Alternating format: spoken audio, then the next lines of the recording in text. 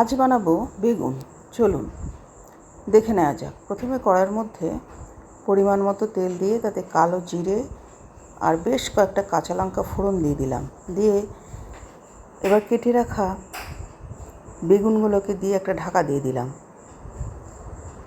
Minute 2-3 পর ঢাকনা খুলে একটু নাড়াচাড়া করে ওর মধ্যে পরিমাণ মতো নুন, হলুদ, একটু আদা কুচি, মটরশুঁটি আর টমেটো দিয়ে দিলাম।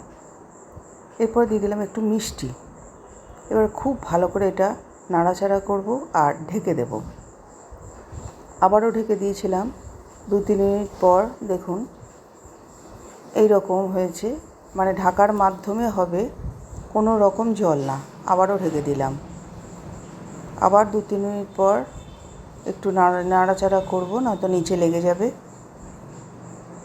এরপর দিয়ে দিলাম ভাজা মশলা, একটু মাখন আর বেশ খানিকটা ফ্রেশ ধনেপাতা। ব্যাস।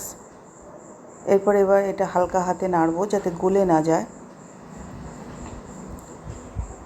দেখুন প্লেটিং করে নিয়েছি, এই রকম হয়েছে। এটা কিন্তু গরম ভাতে শুকনো খেতে পারেন, আর ব্রেকফাস্টে রুটির সঙ্গে, পরোটার সঙ্গে ভালোই লাগে। করে দেখুন, ভালো লাগবে। ভালো থাকবেন।